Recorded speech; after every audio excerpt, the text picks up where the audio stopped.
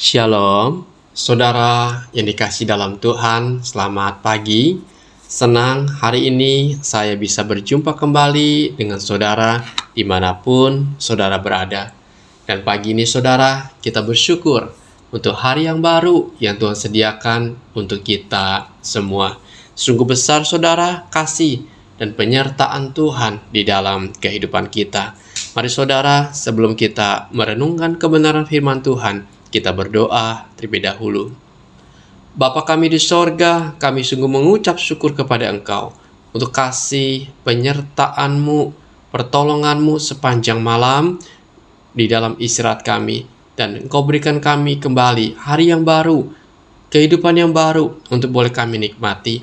Tuhan, kami sungguh bersyukur. Mari saat ini Engkau berbicaralah kepada setiap kami lewat kebenaran akan firman-Mu. Di dalam nama Tuhan Yesus, kami berdoa dan kami mengucap syukur. Amin. Saudara, perenungan kita hari ini terambil dari Lukas 24 ayat 5 dan 6. Saya akan bacakan ayat ini untuk kita bersama.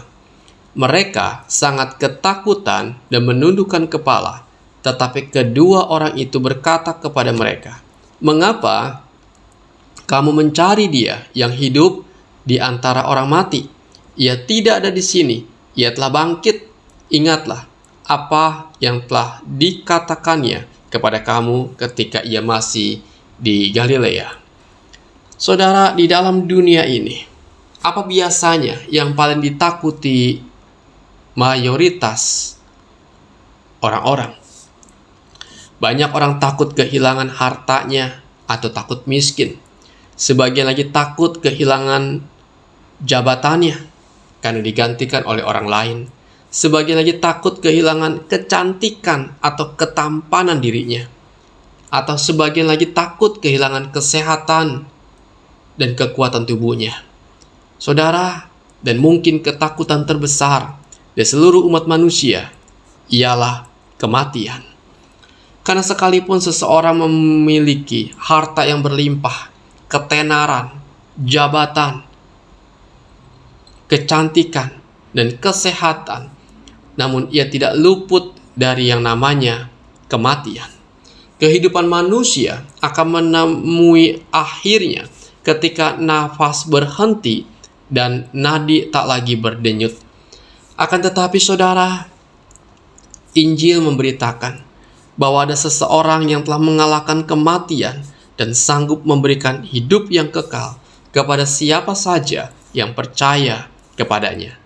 Saudara, pesan terakhir dalam catatan Injil Lukas dibuka dengan kisah kebangkitan Kristus yang mati disalibkan di Golgota.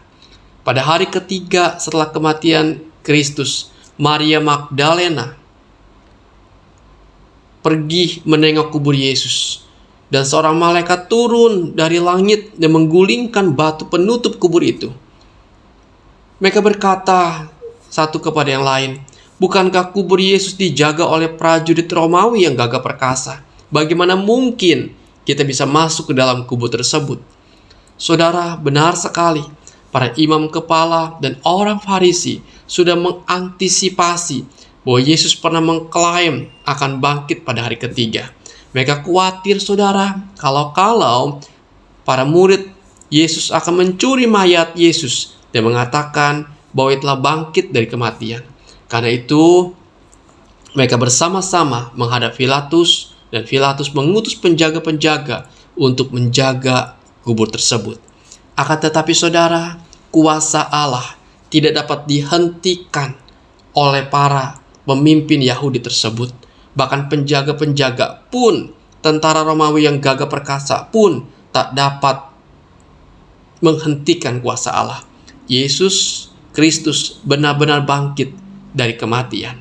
Dan malaikat itu berkata kepada Maria dan teman-temannya, "Mengapa kamu mencari Dia yang hidup di antara orang mati?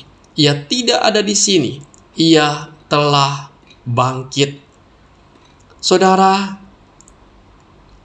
jika Kristus tidak dibangkitkan, maka manusia masih hidup dalam dosa. Seberapa keras manusia berusaha maka manusia akan tetap sia-sia dengan apa yang mereka lakukan. Semakin mereka merindukan keselamatan, semakin mereka mengalami kesepian dan keputusasaan. Di dalam 1 Korintus 15 ayat 17 dikatakan, dan jika Kristus tidak dibangkitkan, maka sia-sialah kepercayaan kamu dan kamu masih hidup dalam dosamu. Tetapi saudara, yang benar ialah kebangkitan Kristus. Orang percaya di dalam Kristus memiliki kemenangan atas dosa. Kita bersyukur saudara bahwa Kristus yang kita percaya telah bangkit. Inilah fakta nyata. Kubur kosong dan penampakan Yesus sebagai bukti kebangkitannya. 500 orang saksi mata menyaksikan sendiri tubuh Kristus yang telah bangkit daripada kematian. Perubahan para murid yang dulu penuh dengan ketakutan, sekarang berani hidup bagi Kristus dan memberitakan tentang Kristus kepada banyak orang. Iman mereka bertumpu dari kebangkitan Kristus. Saudara, betapa pentingnya kebangkitan Kristus bagi iman kita. Sebab kalau Kristus tidak bangkit, maka kita memiliki Tuhan yang mati. Maka iman kita sia-sia. Tetapi karena Kristus hidup, telah bangkit, maka kita memiliki Tuhan yang hidup, Tuhan yang berkuasa atas maut dan kematian, dan memberikan kita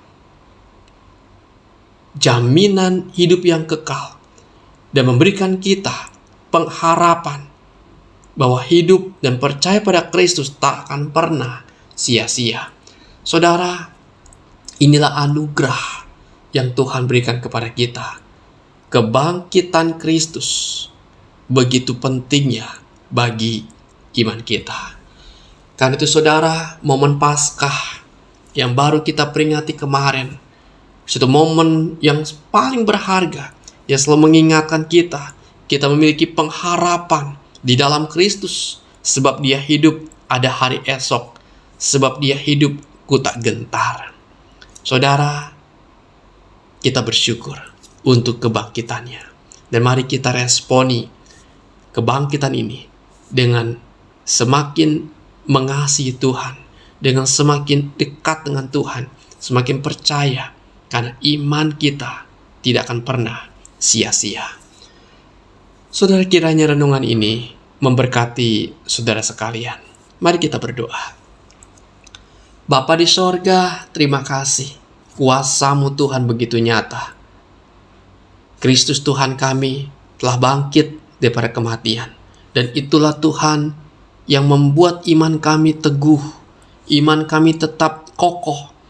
Karena kebangkitan-Mu membuktikan Engkau telah menang atas maut. Engkau telah menang atas kematian. Dan sungguh kami memiliki Tuhan yang hidup. Tuhan yang sejati. Tuhan yang berkuasa atas apapun juga, termasuk atas kematian, sehingga memberikan kepada kami suatu jaminan hidup yang kekal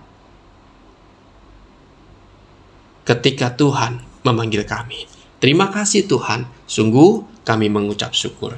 Tuhan, pimpinlah setiap saudara-saudari kami berbagai aktivitas mereka sepanjang hari ini. Apa yang mereka kerjakan, apa yang mereka lakukan, biar tangan Tuhan yang menyertai dan memberkati mereka. Biar nama Tuhan dipermuliakan melalui kehidupan mereka. Terima kasih Tuhan, sungguh kami bersyukur kepadamu. Inilah doa kami. Di dalam nama Tuhan Yesus, kami berdoa dan kami mengucap syukur. Amin. Puji Tuhan saudara, kita telah mendengarkan renungan firman Tuhan pagi hari ini. Kiranya terang firman Tuhan ini boleh menerangi langkah hidup kita sepanjang hari ini. Dan sampai jumpa lagi saudara di renungan selanjutnya dalam channel Sate Kristen. Tuhan Yesus memberkati.